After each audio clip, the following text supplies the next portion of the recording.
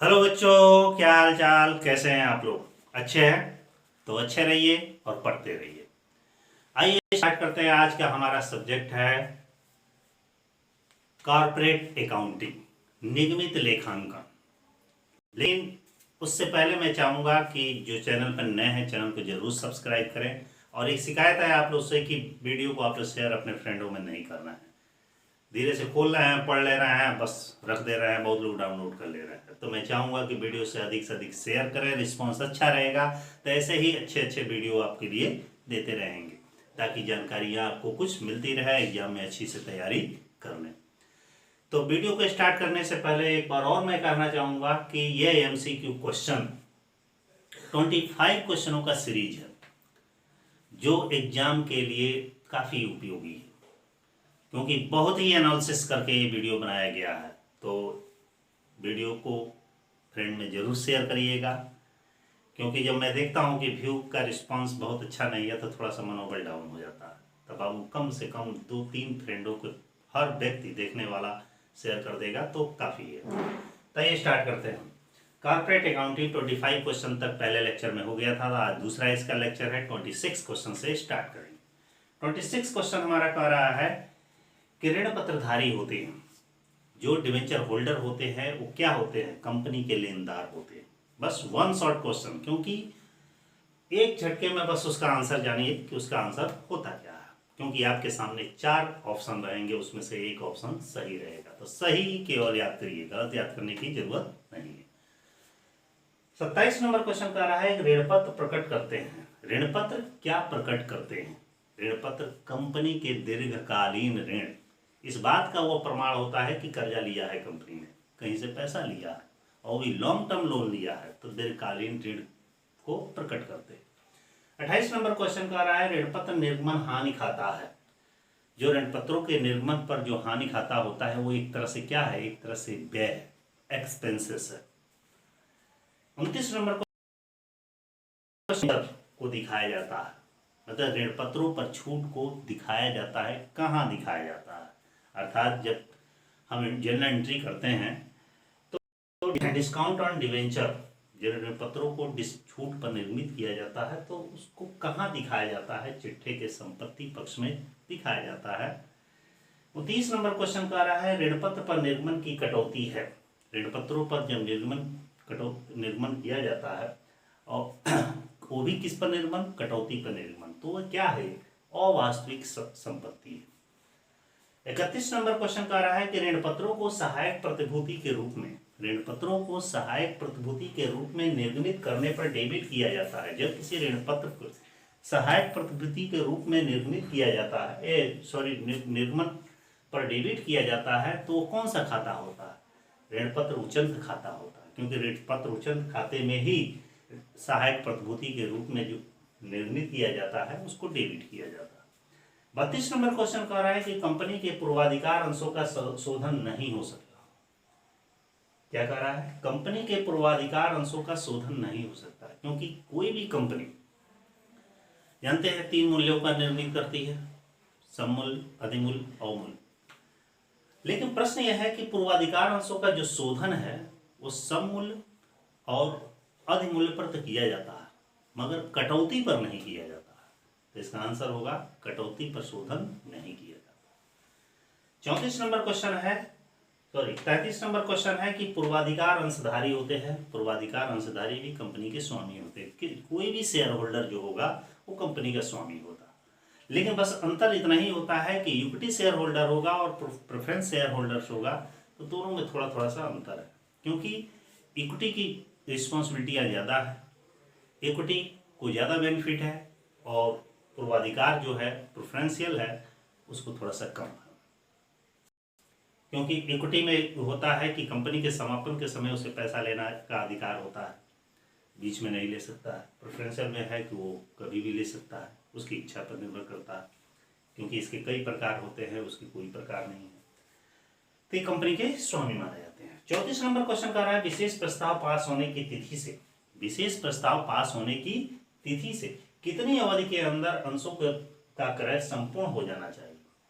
विशेष प्रस्ताव पारित होने के बाद कितना टाइम होना चाहिए कि अंशों का संपूर्ण क्रय हो जाना चाहिए, शेयर क्रय कर लेनी चाहिए। तो 12 महीने की अवधि है कि होने के 12 महीने के अंदर सारे अंशों को बिक जाना। 35 नंबर क्वेश्चन है पूर्वाधिकार अंशों का शोधन का वैधानिक तरीका। पूर्वाधिकार अंशों का शोधन का सही तरीका क्या है? नए समता अंश निर्मित करना। जब नए इक्विटी शेयर इशू किया जाता है तो वहां पूर्वाधिकार अंशों का शोधन करने के उद्देश्य से ही किया जाता है। 36 नंबर क्वेश्चन कह रहा है शोधनी पूर्वाधिकार अंशों का शोधन किया जाता है।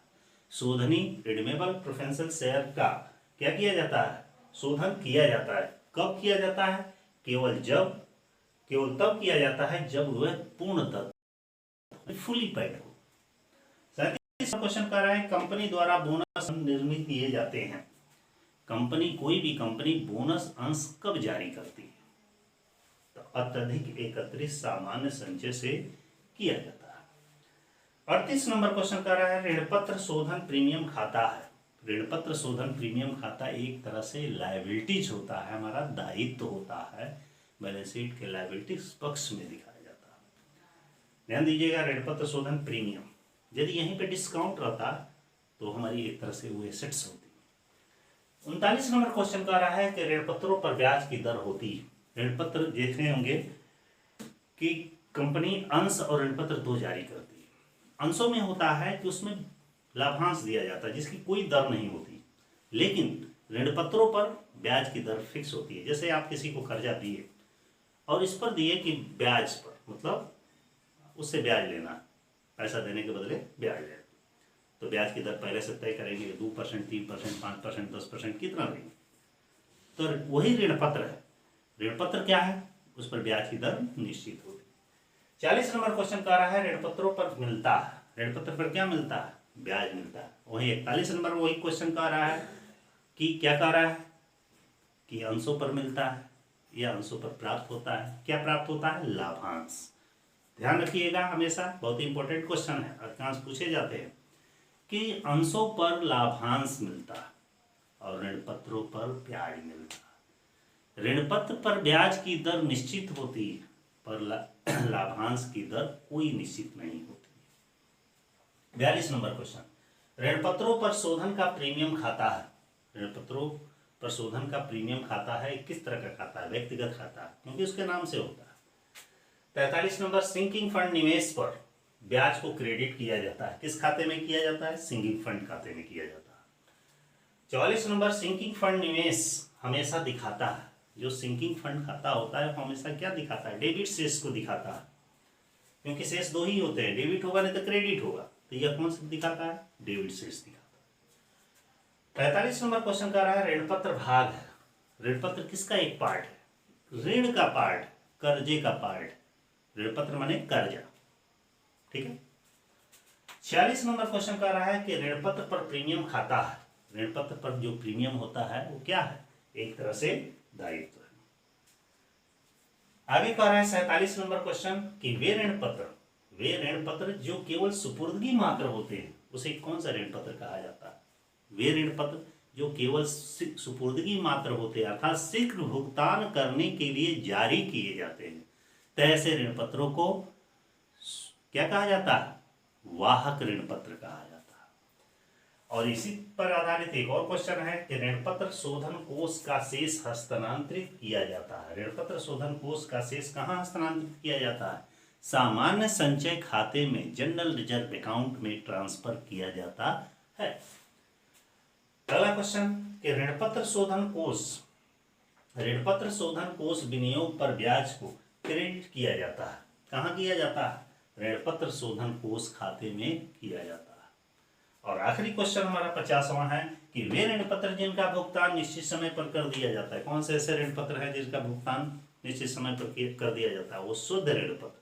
देखते होंगे शुद्ध ऋणपत्र का मतलब होता है जिन ऋणपत्रों का भुगतान निश्चित समय पर कर दिया जाता है, शुद्ध ऋणपत्र। और जिन ऋणपत्रों का भुगतान निश्चित समय पर नहीं किया जाता है वो अशुद्ध ऋणपत्र, ठीक ना। ऐसे ऋणपत्र के बहुत सारे प्रकार हैं, जिसमें एक और था आपका यहाँ पे वाहक ऋणपत्र, ठीक ना। ये भी उसके प्रकारों के से रजिस्टर्ड ऋणपत्र होता है, ठीक ना। परिवर्तनशील ऋणपत्र होता है, अपरिवर्तनशील ऋणपत्र होता है, भागयुक्त ऋण पत्र होता है, अभागयुक्त ऋण पत्र होता है।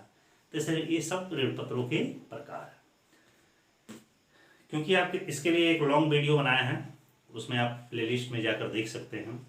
जिन लोगों को मेरा वीडियो नहीं मिल रहा है, तो चैनल का नाम BR कॉमर्स डालेंगे और उस पर क्लिक करेंगे और उसके ऊपर स्क्रीन पर कई स्टेप दिया गया हो, उसमें एक प्लेलिस्ट लिखा होगा, प्लेलिस्ट पे जाएंगे, सारा वीडियो आपको मिल जाएगा।